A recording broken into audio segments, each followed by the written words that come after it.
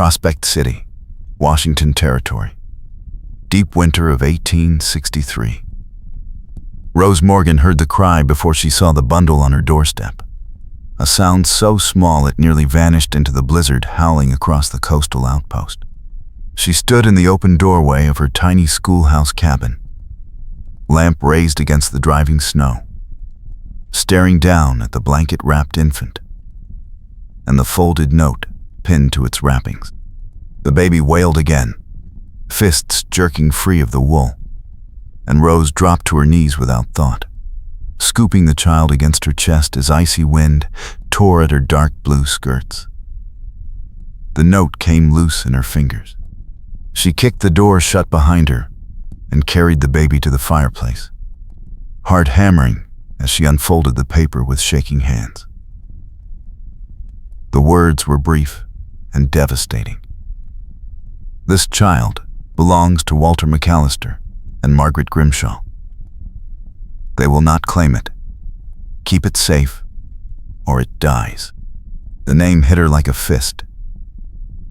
Margaret Grimshaw, Rose's former schoolmate, the timber baron's daughter, and Walter McAllister, the bank clerk from Seattle she had never met, but whose name had appeared on 3 letters in the past month.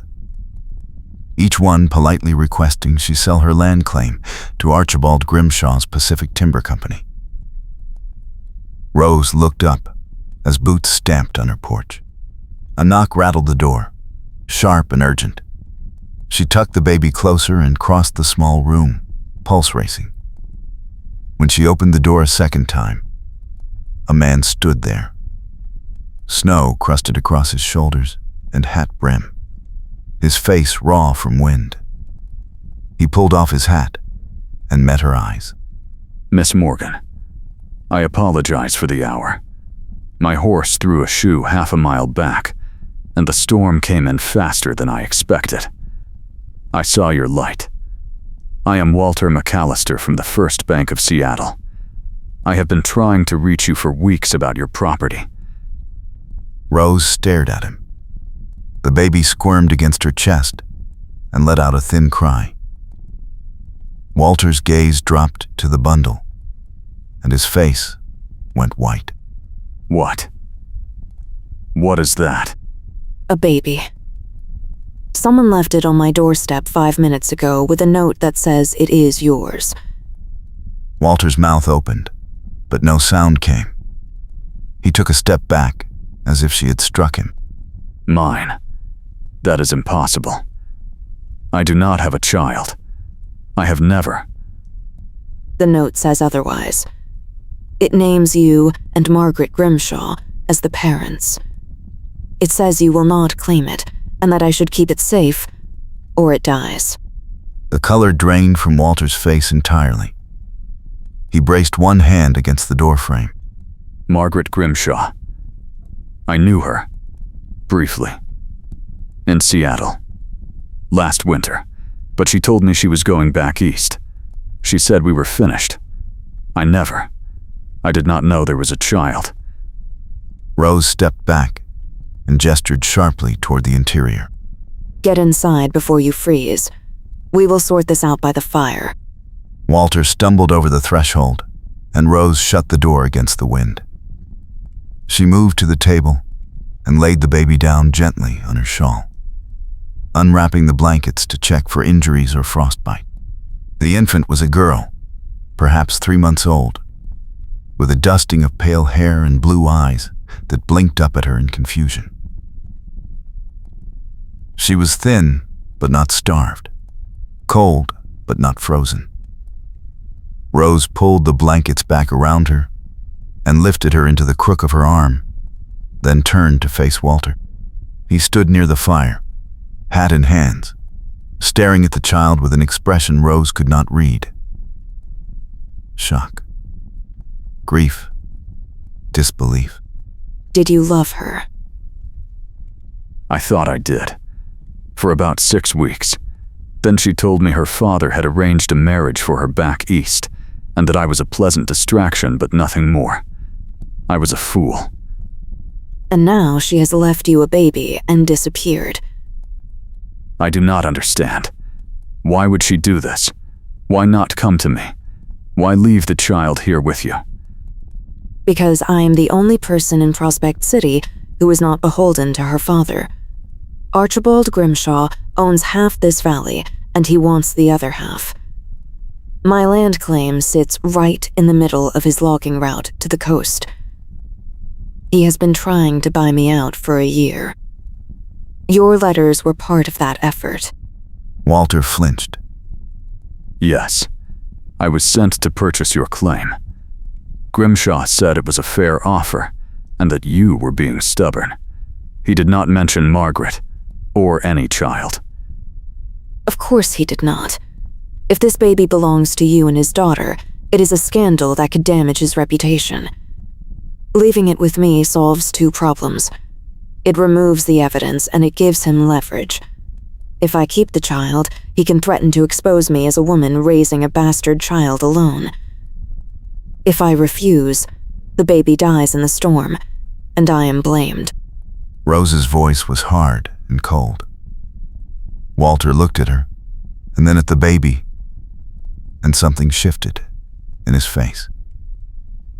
He set his hat on the table and crossed the room in 3 strides. May I hold her? Rose hesitated, then passed the baby to him. Walter took the child carefully, cradling her head with one large hand. He stared down at her for a long moment, his jaw working. She has Margaret's nose, and her eyes, I think. I am not certain. I only knew Margaret for a short time. But you believe the note. Yes, I believe it. Margaret would do this. Her father would do this. They are both ruthless when it serves them. The baby began to fuss, and Walter rocked her awkwardly, his movements uncertain. Rose watched him and felt something tighten in her chest. He looked lost, terrified, but he had not walked away. She needs to eat. I have goat milk and a clean cloth. I can feed her if you cannot. I do not know how. Please. Rose took the baby back and moved to the small stove where a kettle of milk sat warming. She soaked a corner of clean linen in the milk and let the baby suck it, her small mouth working hungrily. Walter stood beside her, watching. What will you do? I will keep her tonight. Beyond that, I do not know. If Grimshaw learns she is here, he will use it against me. If he does not know yet, we have a small window to decide what happens next. I cannot leave her here and walk away. She is mine.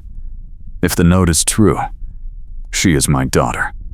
Then, you need to decide if you are willing to stand against Archibald Grimshaw. Because keeping this child means defying him. And that is dangerous. Walter met her eyes. I came here to take your land for him. I have been doing his bidding for 2 years, telling myself it was honest work. It was not. I knew it was not. I was tired of being poor and powerless, and I wanted to be on the winning side for once. But this, leaving a baby in a blizzard, that is beyond anything I can stomach. Pretty words. But words do not keep a child warm or fed. Then tell me what to do. I will do it. Rose studied him. His hazel eyes were steady despite the fear in them. He had not run. That counted for something. First, we survive the storm. Then we figure out how to keep her safe and keep my claim out of Grimshaw's hands. If he sent you to buy my land, he will expect an answer soon. He expects me to return to Seattle in 3 days, with a signed deed or a firm refusal. If I do not return, he will send others. Then we have 3 days to prepare. They worked through the night in silence broken only by the baby's cries and the relentless howl of the wind. Rose mixed cornmeal mush and weak broth while Walter fashioned a makeshift cradle from a wooden crate and her spare quilt. He was clumsy but determined, and by dawn, the baby was sleeping in the crate near the fire, her small chest rising and falling steadily. Rose sat at the table with cold tea, watching Walter stoke the fire. He had rolled up his sleeves and his hair was disheveled, his face lined with exhaustion. He looked nothing like the polished bank clerk who had knocked on her door. You are better with her than I expected. I have 5 younger sisters. I know how to hold a baby and change a diaper. I am not completely useless. 5 sisters. That explains the patience. And the poverty. My father died when I was 16. I worked in a mill to keep food on the table until my mother remarried. By then, I was old enough to leave. I went to Seattle and found work at the bank. I thought it would be respectable. Steady. It was. Until Grimshaw started using us to finance his land grabs. And you went along? Yes. I went along. I told myself it was legal, that men like Grimshaw always win, and it was smarter to work for them than against them. I was wrong. Rose set her cup down. If you mean that, prove it. Help me keep my claim. The land office in Seattle is corrupt. Grimshaw has been filing false deeds and backdating claims to push people off their land. I have the original deed my father filed in 1860, but Grimshaw has a newer one that says he purchased this parcel from a man named Carson who never existed. If I go to the land office, they will side with Grimshaw. If I stay here, he will have me removed by force. How do you know about the false deeds? Because I am not the only one he has done this to. There are 6 other families in this valley who have lost their claims the same way. But they did not have proof. I do. My father kept every letter, every receipt, every witness statement from the original survey. If I can get those documents to the territorial governor in Olympia, I can prove Grimshaw is committing fraud. Olympia is a week's travel in good weather. In this storm, it is suicide. I know. That is why I have been waiting. But if you go back to Seattle and tell Grimshaw I refused his offer, he will move against me within days.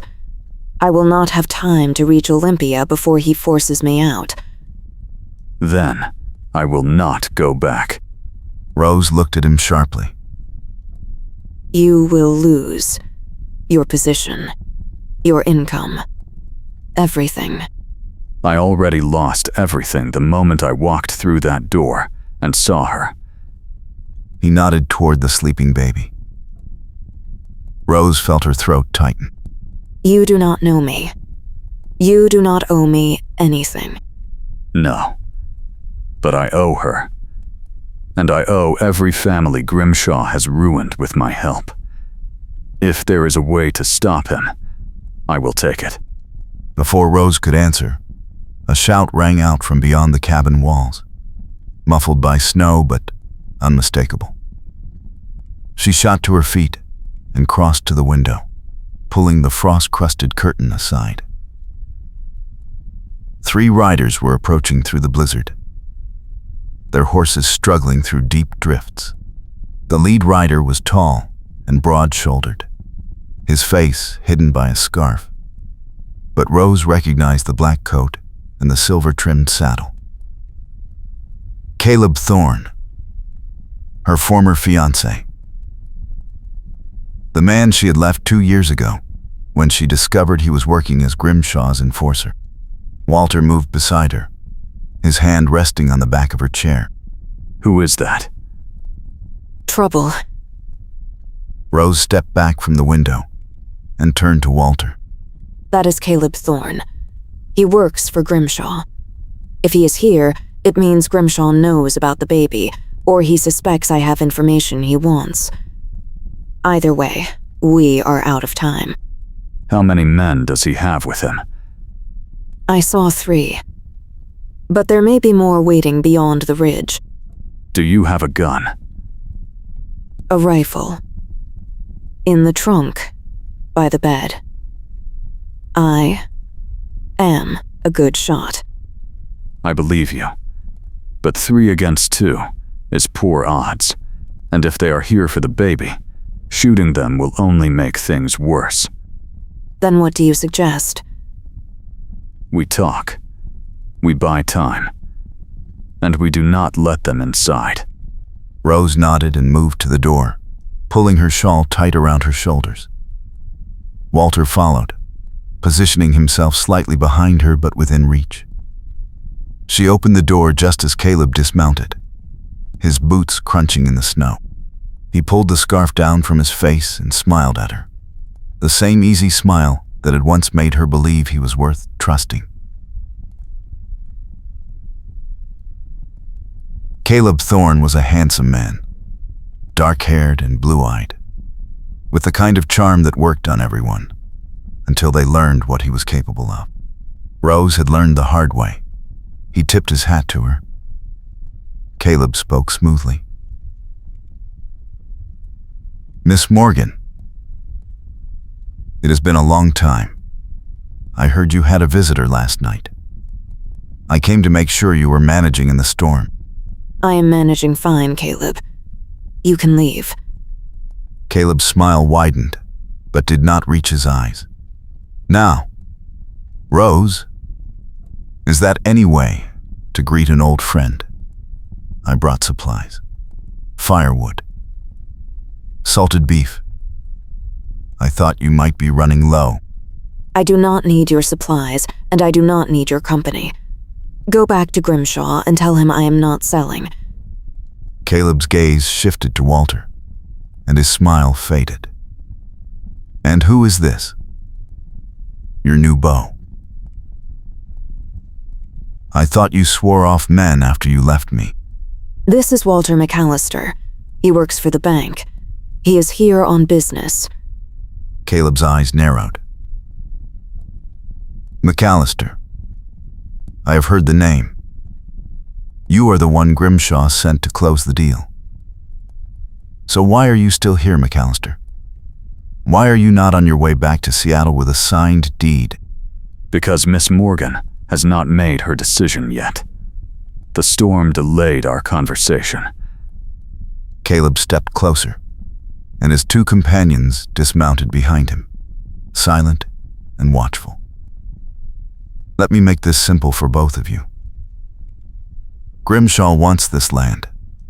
He is willing to pay a fair price, but his patience is running thin. If you do not sell, Miss Morgan, he will take other measures. Legal measures. You do not want that." Legal measures like the false deed he filed under a dead man's name. I know what he is doing, Caleb, and I have proof. Caleb's expression went cold. "You should be careful what you say, Rose. Accusations like that can ruin a man. Or a woman." I am not afraid of you, or Grimshaw. Caleb took another step forward, and Walter moved in front of Rose, his hand resting on the doorframe. She said, "Leave, Thorne. The storm is worsening, and you are wasting your time. Miss Morgan will give her answer to Grimshaw when she is ready, not before." Caleb stared at Walter, his jaw tight. "You are making a mistake, McAllister. Grimshaw does not forget disloyalty." Neither do I. For a long moment, no one moved. Then Caleb stepped back and pulled his scarf up over his face. "Fine, but do not say I did not warn you. Grimshaw will be here himself by week's end. And when he comes, he will not be asking nicely." He mounted his horse and gestured to his men. They rode back into the blizzard, vanishing into the white. Rose closed the door and leaned against it, her breath coming fast. Walter turned to her. He will be back. I know. And next time, he will not come alone. Rose pushed away from the door and moved to the cradle, checking the baby. The child was still asleep, oblivious to the dangers circling them. Walter crossed to the table and sat heavily, running a hand through his hair. We need a plan. If Grimshaw is coming, we cannot stay here. I am not leaving. This is my land. My father died to secure this claim. I will not abandon it. Your father would not want you to die defending it. My father would want me to fight for what is right. Fighting is one thing. Dying is another. If Grimshaw comes with 12 men, we cannot hold this cabin. Then we find a way to stop him before he arrives. You said you have contacts at the bank. People who know what Grimshaw is doing. Can any of them help us? There is one man, Jonathan Reeve. He is the senior clerk. He has been documenting Grimshaw's transactions for months, but he is too afraid to act. If I can get word to him, he might be willing to testify. How do we reach him? The telegraph line is down, and the storm will not clear for days. There is a mail rider who runs between here and Seattle twice a week. He is due tomorrow if the weather holds. I can write a letter and pay him to deliver it directly to Reeve. And if the rider does not come, then we ride to Seattle ourselves and risk freezing to death on the trail. Rose looked at him, searching his face for doubt or hesitation. She found none. you would do that. Risk your life for a woman you just met, and a baby you did not know existed until last night. Yes, I would. Because it is the right thing to do. And because I am tired of being the man who looks the other way. Rose felt something shift inside her. A crack in the wall she had built around herself after Caleb. She turned away and moved to the stove, pouring hot water into a tin cup. If we are going to fight Grimshaw, we need to be smart. He has money, men, and the law on his side. We have your testimony, my documents, and nothing else. We have the baby. If Margaret left her here, it means she does not want her father to know about the child.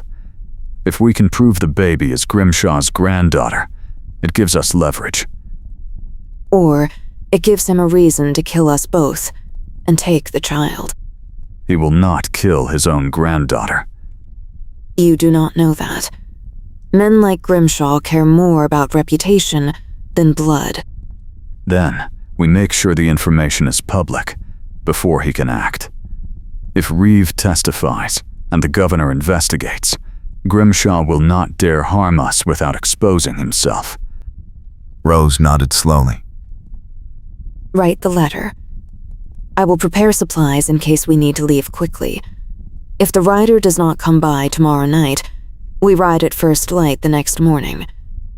Agreed.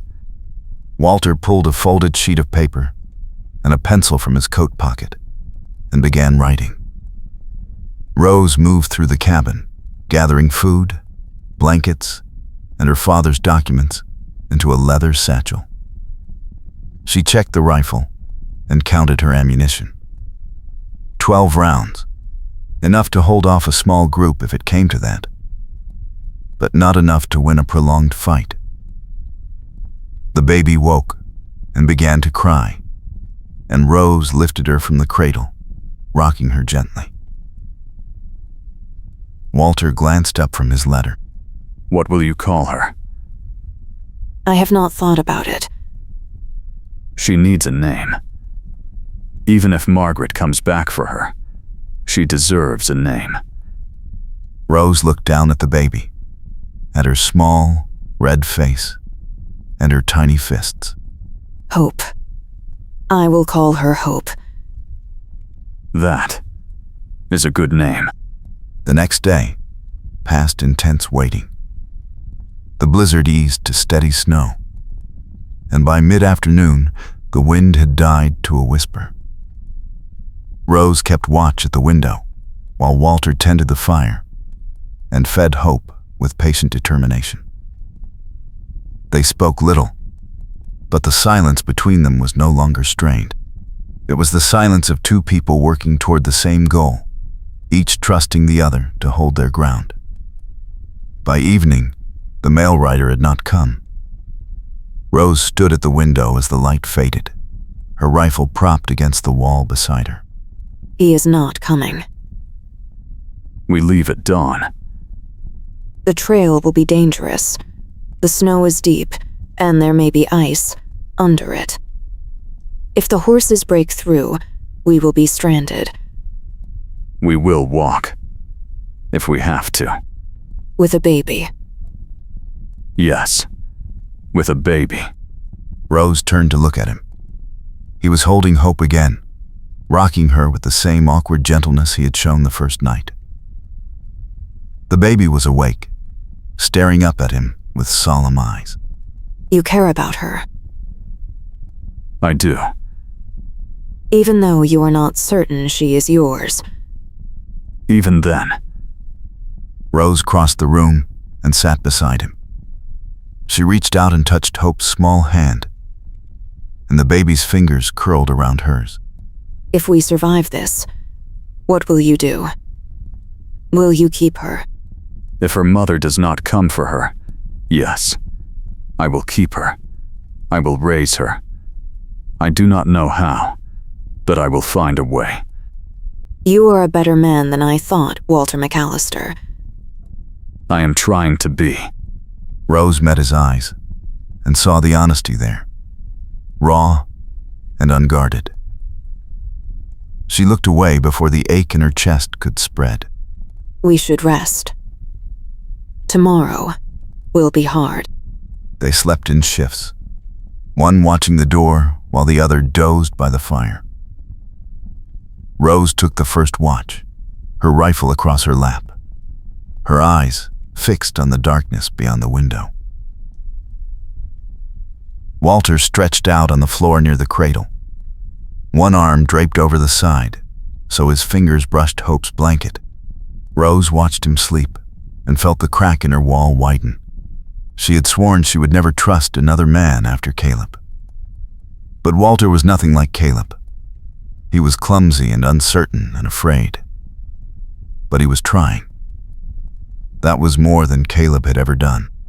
Before dawn, Rose woke Walter with a hand on his shoulder. He sat up instantly, reaching for the baby. Hope was asleep, her breathing soft and even. Rose handed him a cup of cold coffee and a piece of hardtack. The snow stopped. The sky is clear. If we leave now, we can make 10 miles before nightfall. What about Caleb? If he is watching, he will follow us. Let him. On the trail, we have a better chance than we do here. If he tries to stop us, I will shoot him. You mean that? Yes. They packed quickly and quietly, wrapping Hope in every spare blanket Rose owned. Walter fashioned a sling from a length of canvas and tied it across his chest, settling the baby against him so his coat could close over her. Rose slung the satchel over her shoulder and took up her rifle. They stepped out into the freezing pre-dawn darkness and locked the cabin door behind them. The world was white and silent, the snow glittering under a sky full of stars. Walter's horse was still in the lean-to behind the cabin, half-starved but alive. Rose saddled her own mare, and they set out together, leading the horses on foot through the deep drifts until the trail widened enough to ride. The journey was brutal. The cold bit through their coats and gloves, and the horses stumbled frequently on hidden ice. Hope cried twice, thin wails that cut through the silence, and each time Walter stopped to check her, his hands shaking as he adjusted the blankets. Rose rode ahead, scanning the trail for signs of pursuit. By mid-morning, she saw smoke rising from a valley below. A settlement. Small, but real. She reined in her mare and waited for Walter to catch up. There. We can rest the horses and buy supplies. What if Grimshaw has men there? Then we deal with them. We cannot keep going without food. They descended into the valley as the sun climbed higher, casting long shadows across the snow. The settlement was called Timber Ridge, a cluster of rough cabins and a single trading post built around a frozen creek. Rose led them to the post and dismounted, her legs stiff and aching.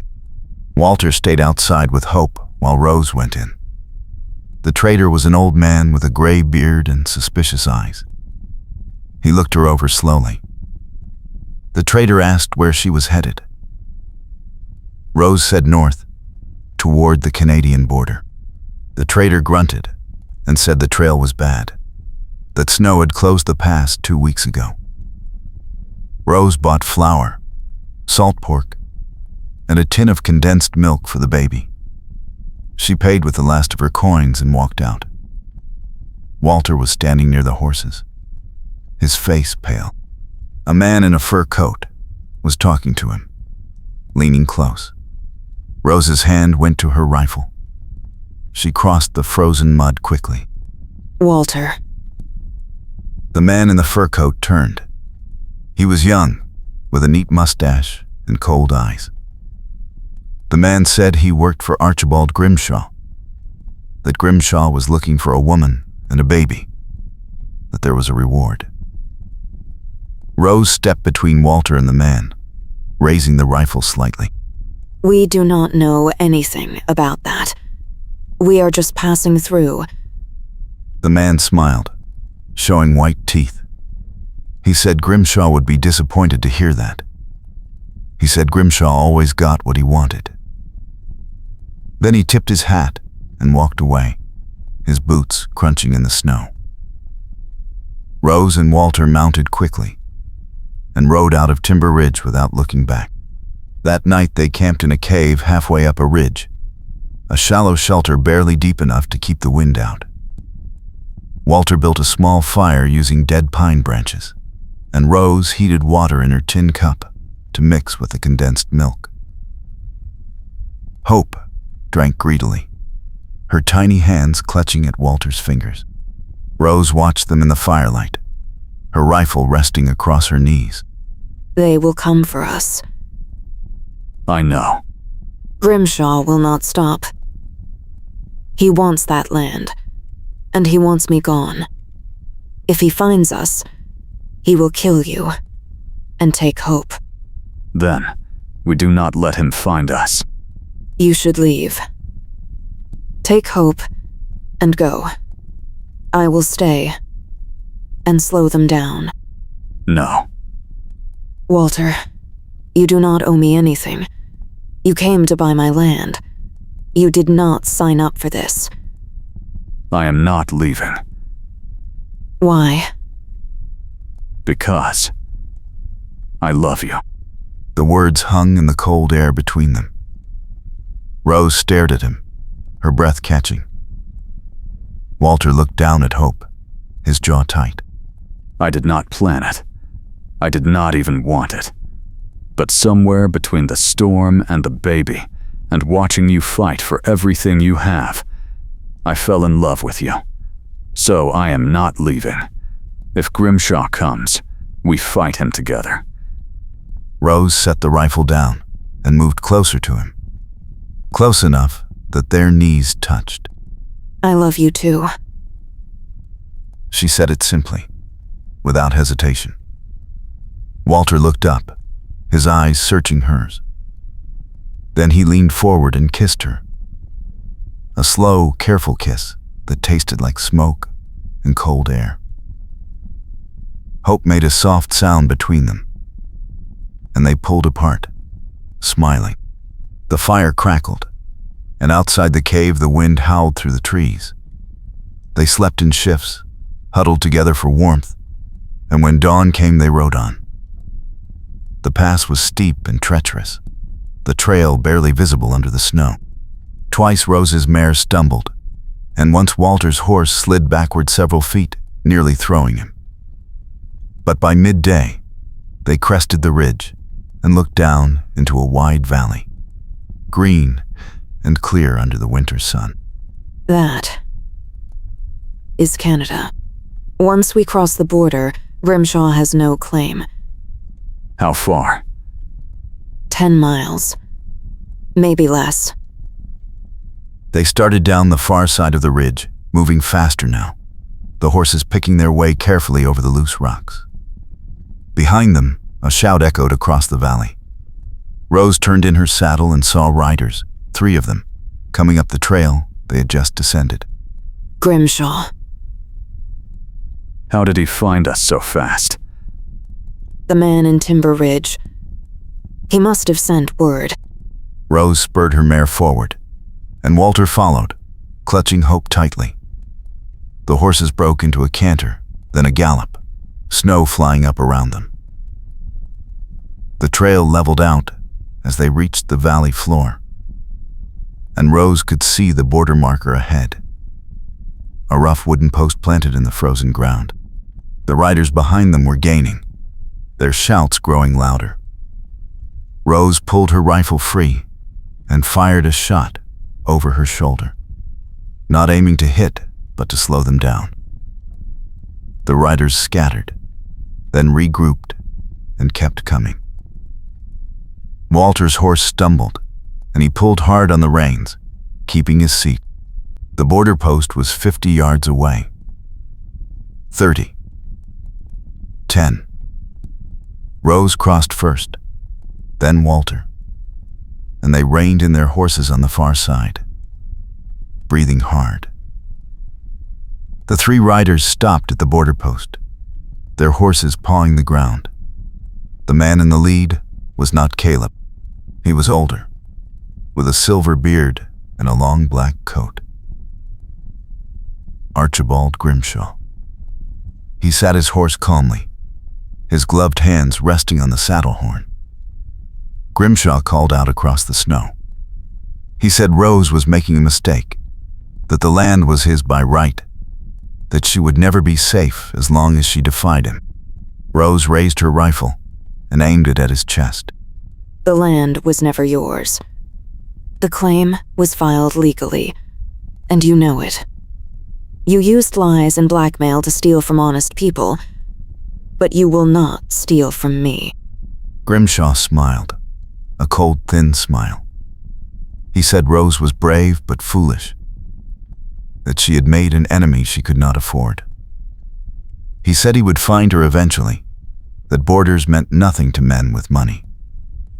Then he turned his horse and rode away, the other 2 riders following. Rose lowered the rifle slowly, her hands shaking. Walter dismounted and helped her down, and they stood together in the snow, watching the riders disappear over the ridge. Hope began to cry, and Walter rocked her gently, whispering to her, It is over. For now. Rose, it is over. He cannot touch us here. He will try. Men like Grimshaw never stop.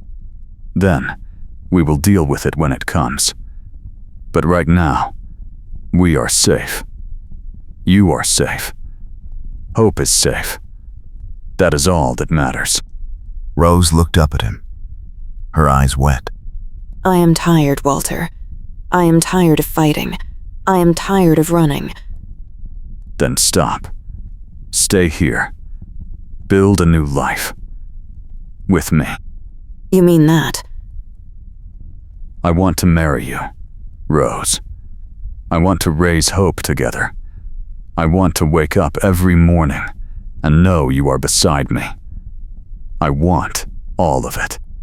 Rose kissed him then, her hands fisting in his coat, pulling him close. Hope squirmed between them, and they laughed, breaking apart. Walter held the baby up, and she blinked at him with solemn dark eyes. What do you think, Hope? Should we be a family? Hope yawned, tiny and perfect, and they both laughed again.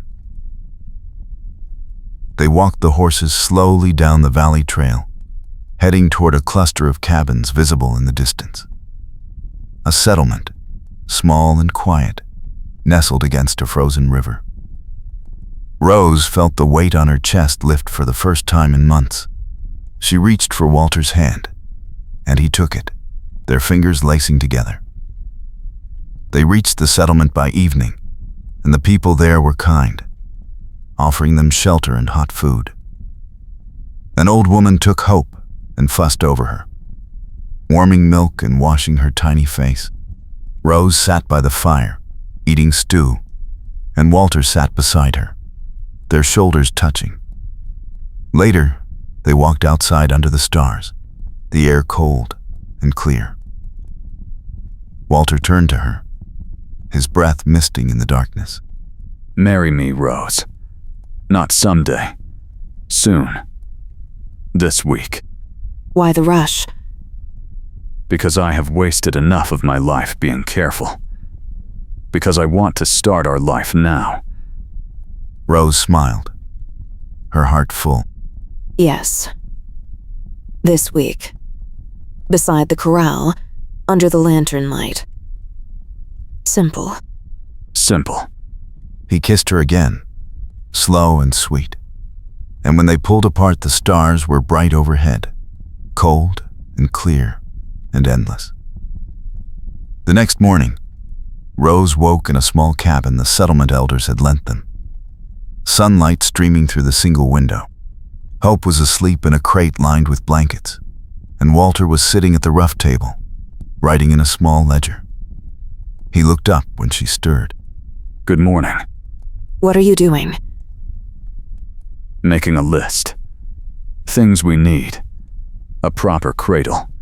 Winter supplies. Seed for spring planting. You are planning already. Someone has to. Rose crossed to him and leaned down, kissing the top of his head. He caught her hand and pulled her into his lap, and she laughed, wrapping her arms around his neck. They stayed like that for a long moment, warm and quiet. Hope woke and began to fuss, and Rose lifted her from the crate, rocking her gently. Walter watched them, his expression soft. She needs a real name. Hope is perfect, but we should give her a full name. Hope Morgan McAllister. You want her to have both our names. She is ours now. Both of ours. Hope Morgan McAllister. I like it. They spent the day preparing for the wedding. The settlement had a preacher, an old man with kind eyes, who agreed to marry them in 3 days' time. Rose had no dress, but one of the women lent her a simple white blouse and a clean wool skirt. Walter traded his pocket watch for a plain gold band from the trading post. On the morning of the wedding, Rose woke early and bathed in cold water, braiding her hair carefully. Walter shaved and put on his cleanest shirt. They walked together to the corral as the sun was setting, the sky streaked with orange and gold. The settlement gathered around them. 20 people standing in the snow, holding lanterns. The preacher read from a worn Bible, his voice steady and calm. Walter slipped the ring onto Rose's finger, his hands shaking slightly. I promise to love you, and protect you, and stand beside you, no matter what comes. Rose looked up at him, her eyes shining. I promise the same. I promise all of it. The preacher pronounced them husband and wife, and Walter kissed her, long and deep, while the settlement cheered. Hope was in the arms of the old woman who had cared for her, and when Rose and Walter turned, she was holding the baby up, smiling. They took Hope together, holding her between them, and walked back toward their cabin under the lantern light. The stars were out, bright and cold, and the snow crunched under their boots. Inside the cabin, Walter built up the fire while Rose settled Hope in her cradle. Then he turned to Rose and held out his hand. Dance. With me. There is no music. I do not care. She took his hand, and they swayed together in the firelight, slow and easy, her head resting on his shoulder. Outside, the wind whispered through the pines, and the world was quiet and still. They were safe. They were together. They were home. The first weeks of marriage were hard but good. Walter found work at the settlement's lumber mill, and Rose took in sewing and laundry. They saved every coin, planning for spring when they could file a claim on land of their own. Hope grew stronger, her cheeks filling out, her eyes bright and alert. Rose made her dresses from scraps of fabric, and Walter carved her a wooden rattle. In the evenings, they sat by the fire, Rose mending and Walter reading aloud from a battered copy of Pilgrim's Progress. Sometimes Hope would wake crying, and they would take turns walking her, humming soft songs. One night, as Walter rocked the baby, Rose looked up from her sewing. Do you ever regret it? Leaving everything behind? No. Do you? No. But sometimes I wonder if Grimshaw will come. If he does, we will face him. Together. You always say that. Because it is always true. Rose smiled and went back to her sewing. Outside, the wind rattled the shutters, but inside the cabin was warm and bright. In late February, a letter arrived at the trading post, addressed to Walter McAllister. The trader brought it to their cabin, his expression grim. Walter opened it slowly, his face going pale as he read. It is from Grimshaw. What does it say? He says the land office in Olympia has reopened the claim dispute. He says if we do not return and sign over the deed, he will have us arrested for theft and kidnapping. Kidnapping? He claims Hope is his granddaughter. He says Caleb was his son, and that we took the baby illegally. Rose snatched the letter from Walter's hands and read it herself, her anger rising. That is a lie. Caleb never mentioned a father. This is just another one of Grimshaw's tricks. It does not matter if it is a lie. If he has the judge in his pocket, he can make it true. Then, we do not go back. Rose, if we do not respond, he will send marshals. We will spend the rest of our lives looking over our shoulders. So what do you want to do? I want to go back. I want to face him. I want to finish this. Rose stared at him, her heart pounding. If we go back, he will kill you. Not if we bring proof. Not if we bring witnesses. Not if we bring the truth. The truth does not matter to men like Grimshaw. Then, we make it matter. They argued late into the night, their voices rising and falling.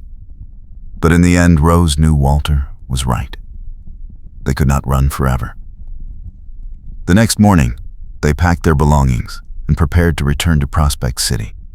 The settlement elders gave them supplies and letters of testimony, swearing that Hope had been abandoned, and that Rose and Walter had cared for her lawfully. The old preacher wrote a letter to the judge, vouching for their character. They left on a cold, clear morning, Hope bundled in a sling against Walter's chest. The journey south was faster than the journey north, the trails dry and the weather mild. They reached Prospect City in 5 days, riding into town at sunset. The streets were quiet, the storefronts dark. Rose felt a chill run down her spine as they passed the land office, the windows boarded up. They stopped at the hotel, and Walter paid for a room. That night, they lay awake in the narrow bed, listening to the sounds of the town outside. I am afraid. I know. What if we lose? We will not lose. How can you be sure? Because we are telling the truth, and because I will not let him take you or Hope. Rose turned to him in the darkness, her hand finding his. I love you. I love you too. The hearing was set for the next morning in the town hall. Rose, dressed carefully, wearing the white blouse from her wedding and her cleanest skirt. Walter shaved and put on his coat, and they walked together through the muddy streets, Hope in Rose's arms. The town hall was crowded, every seat filled. At the front of the room, Archibald Grimshaw sat beside a lawyer in a black suit, his expression calm and confident.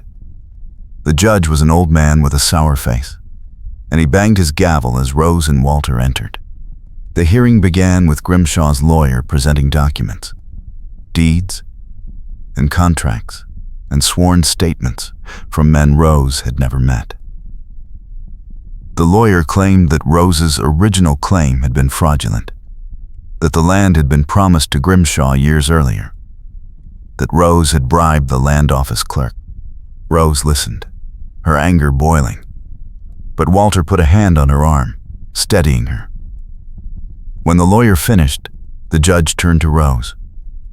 The judge asked if she had anything to say in her defense. Rose stood, her legs shaking, and began to speak.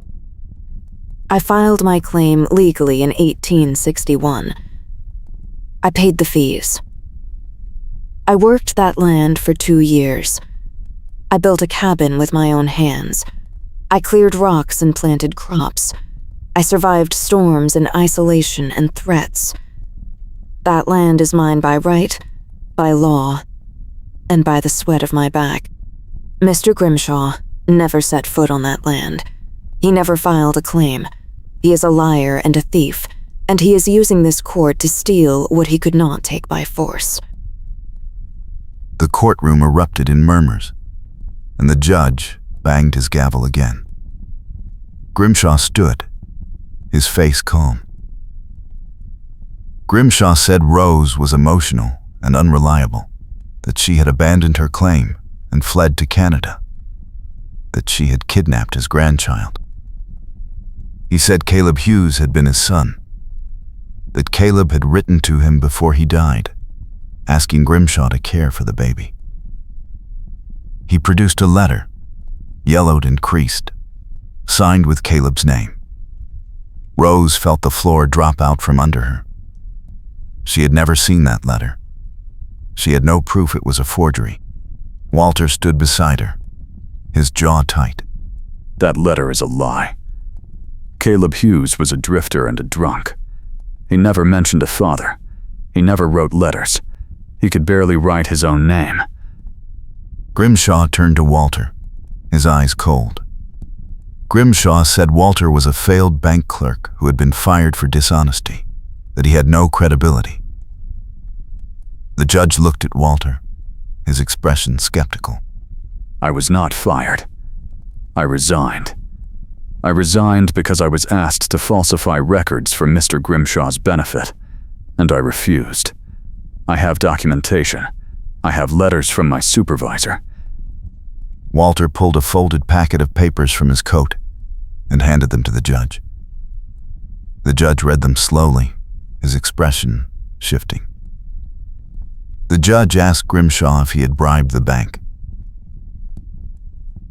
Grimshaw denied it, his voice smooth. But the judge looked unconvinced. Then Rose stepped forward, her voice shaking, but clear. Your Honor, I have letters too. Letters from settlers who lost their claims to Mr. Grimshaw. Letters from widows whose husbands died under suspicious circumstances after refusing to sell. Letters from the land office clerk, who was forced to flee after he refused to falsify records. I have testimony from the settlement in Canada, from people who saw us care for Hope, who saw us marry, who can swear that we are honest people. She handed the stack of letters to the judge, and he read them one by one, his frown deepening. Grimshaw's lawyer objected, claiming the letters were hearsay, but the judge waved him off. The judge said he would take a recess to review the evidence. The courtroom emptied slowly, people whispering as they filed out. Rose and Walter stood outside in the cold, Hope asleep in Rose's arms. What if it is not enough? It will be. You do not know that. I have to believe it. If I do not, I will go in there and strangle him. Rose laughed, a short bitter sound, and Walter pulled her close, kissing her forehead. An hour later, the judge called them back inside. The courtroom was silent as he took his seat. The judge said he had reviewed the evidence carefully. He said that while Mr. Grimshaw's claim had merit on paper, the weight of testimony and documentation supported Rose's claim. He said the original filing was lawful, and that Rose had met all requirements for proving up the claim. He said the deed would remain in Rose's name. Furthermore, he said that the letter claiming Caleb Hughes was Grimshaw's son appeared to be a forgery, and that there was no evidence to support a kidnapping charge. He said Hope would remain in the custody of Rose and Walter McAllister. He banged his gavel. The case was closed. The courtroom exploded in noise, people cheering and shouting.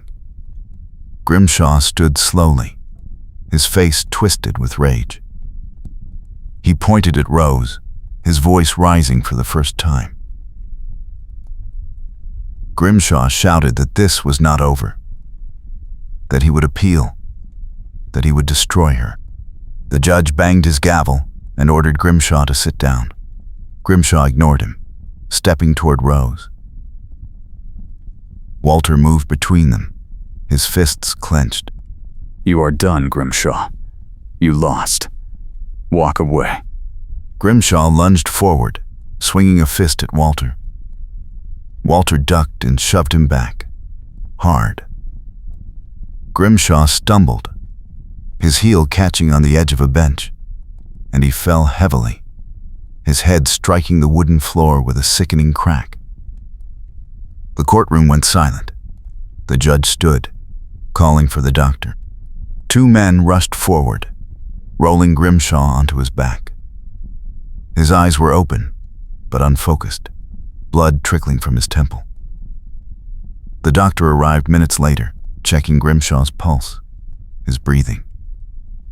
The doctor said Grimshaw had a concussion and possibly a fractured skull. He said Grimshaw would need to be taken to the hospital in Olympia. Grimshaw was carried out on a stretcher, his eyes glassy, his mouth moving soundlessly. The crowd parted, watching in silence. Rose felt no pity, only relief. She turned to Walter, her voice low. Is it really over?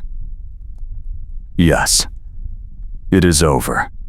They walked out of the town hall into the fading light, Hope still asleep in Rose's arms.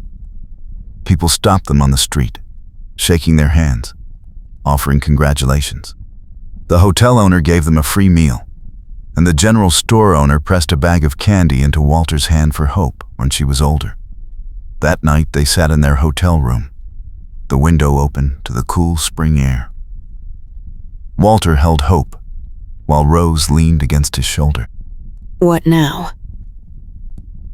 Now we go home. We build our house. We plant crops. We live. Just like that? Just like that.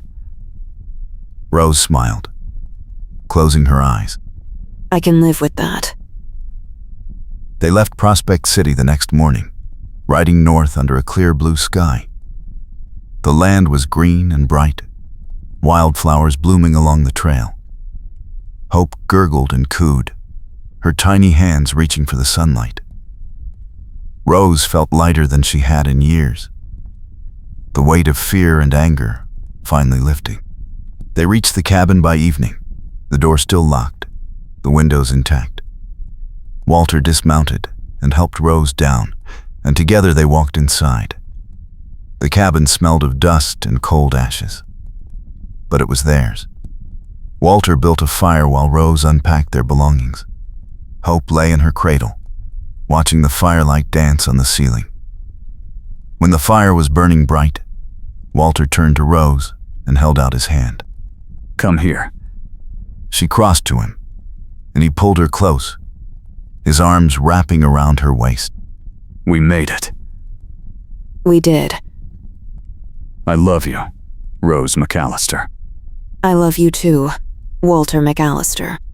They stood together in the firelight, swaying gently, the world outside quiet and still. Over the following weeks, Walter repaired the cabin roof and built a proper cradle for Hope. Rose planted a garden, turning the soil with her own hands, Walter working beside her. They talked as they worked, planning the years ahead. Walter wanted to build a barn by autumn. Rose wanted chickens and maybe a cow. They would file for more land in the spring, expanding their claim. Hope would grow up here, running through the meadow, learning to ride, learning to be strong. One evening, as they sat on the porch watching the sun set, Rose rested her head on Walter's shoulder. Do you ever think about what would have happened if you had never come here? Every day. What do you think? I think I would have spent my whole life in that bank, lying for other people, hating myself. I think I would have died without ever knowing what it felt like to be truly alive. And now? Now I wake up every morning, and thank God I found you. Rose turned to him, her eyes wet. You saved me, Walter. You saved both of us. We saved each other. He kissed her, slow and deep, and when they pulled apart, the stars were beginning to appear overhead. Hope cried softly from inside the cabin, and Rose stood, smiling. I will get her. I will come with you. They walked inside together, the door closing behind them, the firelight warm and golden. Outside, the night was clear and cold, the wind whispering through the trees. The land stretched out around them, wild and wide and free, and it was theirs. 2 months after they settled the claim, Walter rode into Prospect City alone. He went to the land office and filed the papers officially in Rose's name, then his own as her husband. The clerk looked at him with recognition, then fear, then understanding. The man said nothing, only stamped the documents and handed them over. Walter folded them carefully and tucked them inside his coat. On his way out, he stopped at the general store and bought fabric for curtains, sugar, coffee, and a small wooden rocking horse for Hope. When he returned to the cabin that evening, Rose was waiting on the porch, Hope on her hip. She saw the parcels and smiled. You spent too much. I spent exactly right. That night, after Hope was asleep, they stood together beside the corral under the glow of a single lantern. The stars were thick overhead, and the air smelled of pine and earth. Walter took Rose's hand. Marry me. Properly. With witnesses and a preacher. We are already married in every way that matters. I know. But I want the world to know it too. I want you to have my name, and I want Hope to grow up knowing we chose this. chose each other. Rose's eyes filled with tears, but she was smiling. Yes. When? Saturday. In town. Simple. And soon. Saturday. He pulled her close and kissed her, the lantern swinging gently in the night breeze. When they finally pulled apart, Rose laughed, a sound of pure joy. They walked back to the cabin hand in hand, the future bright and certain before them. On Saturday morning, they dressed in their best clothes and rode into Prospect City with hope bundled between them. The preacher married them in the small church at the edge of town, with the sheriff and his wife as witnesses. Rose wore a simple dress of pale blue, and Walter wore his cleanest shirt and the coat he had arrived in. Hope slept through the ceremony, waking only when the preacher pronounced them husband and wife. Walter kissed Rose as the church bells rang, and for the first time in her life, Rose felt completely safe. Colorized late 1800s American